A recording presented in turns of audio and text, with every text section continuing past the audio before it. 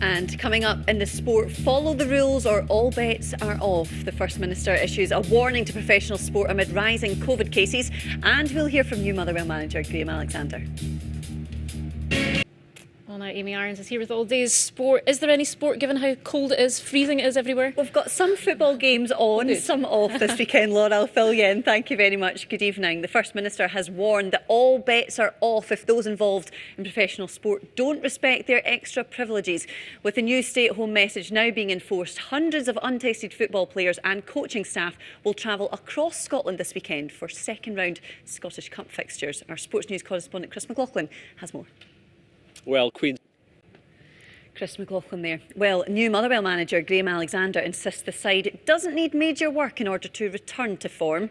The former as well as new managers. We're in the January transfer window at the moment, so there are quite a few players coming and going too.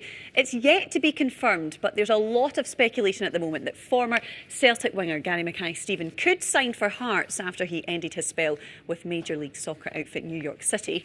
Meanwhile, Hibernian, they have taken a goalkeeper on loan from Arsenal. He's called Matt Macey. He's 26, 6'7", and says he is hungry for first-team football.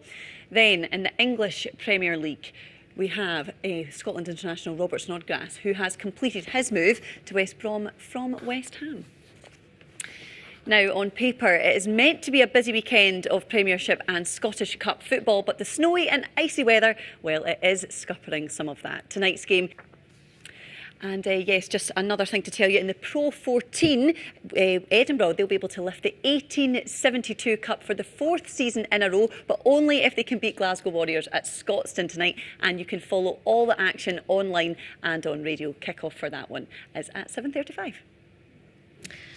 I know that the weather does play havoc for all these fixtures, but it does look great, doesn't it? Especially outside Hampden, Chris. I there. know. I mean, he looked absolutely freezing, Laura. But yeah, it's just a shame that fans can't be at all these games. But that's a good thing, I suppose, with so many of them on TV and radio, all of that. At least you can be in the warmth of your own home. Well, there you go. Keeping up with all the action, and there's plenty of it still happening this weekend, despite all the ones that have been postponed. Exactly. Just have your Bovril at home instead. Exactly. Sounds much Thanks, better. Amy. Thanks, Laura.